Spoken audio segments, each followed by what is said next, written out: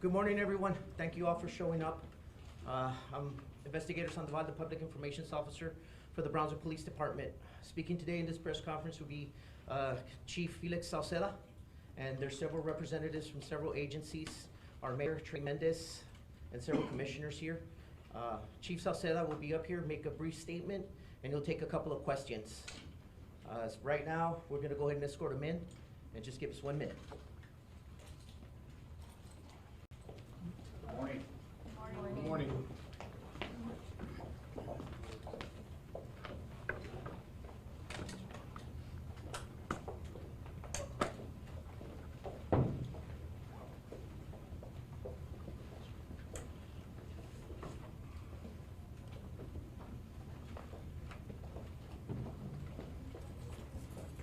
You can state your name, spell it, and then your title. Police Chief. I'll get that spelling to you guys. They're high. Okay.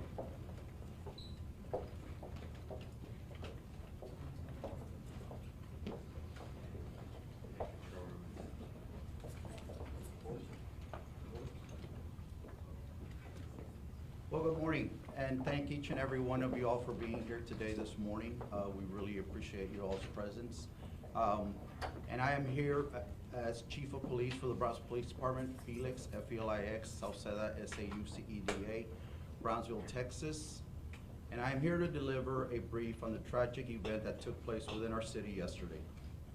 Since the investigation is ongoing, our objective is to provide you a better understanding about what occurred as we currently understand it. Yesterday morning at 8:29 a.m., we received multiple calls for service in regards to a major crash on the 600 block of Minnesota Road.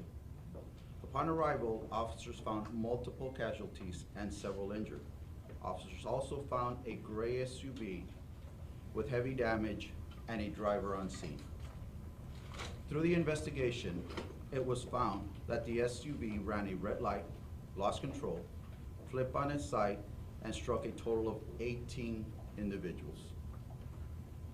It was further found that there were 6 fatalities on scene and 12 critically injured. From then and now, fatalities have grown to 8. Investigation also revealed that the driver of the vehicle, later identified as George Alvarez, November 9th, 1988, had attempted to flee the scene after impact, but was held down by several individuals on scene. Investigation also revealed that the driver of the vehicle, George Alvarez is a Brownsville local with an extensive rap sheet. He has been formally charged and arraigned with 8 counts of manslaughter, 10 counts of aggravated assault with a deadly weapon. He has received bonds totaling $3.6 million, and we have his picture and record of various previous arrests, as we will display to you all right now.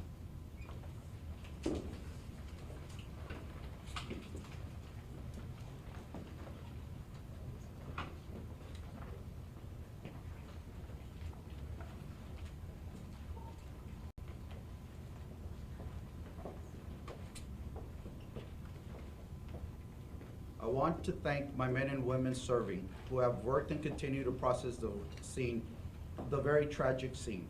I'd also like to thank and acknowledge our Brownsville Fire Department for tending to the critically injured. Our District Attorney, Mr. Science, our Federal Bureau of Investigation, Oliver Rich, SAC, San Antonio Division, Marcus Joaquin, ASAC, San Antonio Division, Victor Escalon, RD for DPS, and multiple other agencies for their unwavered assistance throughout the tragic event. I'd also like to thank multiple individuals that have reached out and supported us, starting with our city leaders, city management, county judge, state reps, Aaron Gomez, Janie Lopez, Senator Lamantilla, Senator Cornyn, and Governor Greg Abbott. Brownsville is a proud, resilient city. We will continue to best serve our community as we mourn and continue our investigation. We will work with our network and supporters to ensure reunification efforts and victim assistance is made available to all affected. We have established contact with Venezuelan officials and will continue to work with them. Thank you. Any questions? Are they all from Venezuela? From what we know, several are. Was he intoxicated, Chief? We are waiting on formal toxicology reports. Is there a motive that you can talk about? None at this point. Several of the witnesses had said that he was cursing at them and saying that they were invaders. We have nothing to validate that at this point. Someone from this side? Chief, the city of Brownsville has a lot of migrants walking around sidewalks, streets right now. What's the city doing to keep them in safe places like the city of McAllen did for many years? So we have a process in play for that, but this press conference is for the tragedy that we are still investigating at this point. Chief Nick Valencia with CNN, how were you able to rule out that this was not intentional? It sounds like you're saying he lost control. We have not ruled that out, sir. It is an ongoing investigation. Jefe, en español, Yes, ma'am. para Telemundo. Claro. La pregunta es, ¿él ya tenía récord criminal? Sí. Bueno, Había antecedentes, los tenemos acá. y bueno, ¿podría mencionarlos cuáles son los cargos que él enfrenta? Y si en este caso, ¿cómo están ustedes, cuándo van a tener los resultados para saber si estaba intoxicado o no el conductor? Todo es parte del proceso ahorita que estamos tomando formalmente, las cuentas y las ofensas que se llevaron a cabo esta mañana, las tiene Martín con él y él se las puede dar. Jefe, Yes, sir. ¿él ha estado cooperando con ustedes? Has he been cooperating with you? Not at this point, sir. Chief, two questions just quickly. Yes. Any additional charges, or can you talk about how you would get there? So it is an ongoing investigation, and yes, absolutely, charges can change and charges can be added. But he was arraigned today for reckless driving. That is correct, yes, Yes, ma'am. Can I just quickly ask about the victims? Can you talk about the process of IDing those, and have you identified the nationalities beyond just Venezuela? Are all of them migrants, and what has the process been like reaching out to family? So it has been a very tiresome process, but one that we are deeply committed to doing and accomplishing. We are working with the Venezuelan government right now, and we have also reached out to other embassies. Go ahead, sir. Where is he being kept right now, and is in any type of special cell or anything like that? Here in our facility. Chief, No, has there been- no special cell. Sorry. Yes, Has ma'am. there been increased police presence at Ozanam and at the Adams Street and the places where migrants are being processed by the city?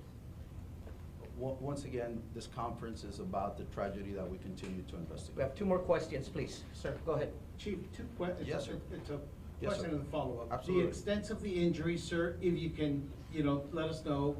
Some of the video, and I saw in person, it's like they were missing limbs, so on and so forth. That's number one. And the follow-up is, how can the people help you? If they have videos, what does the police department need?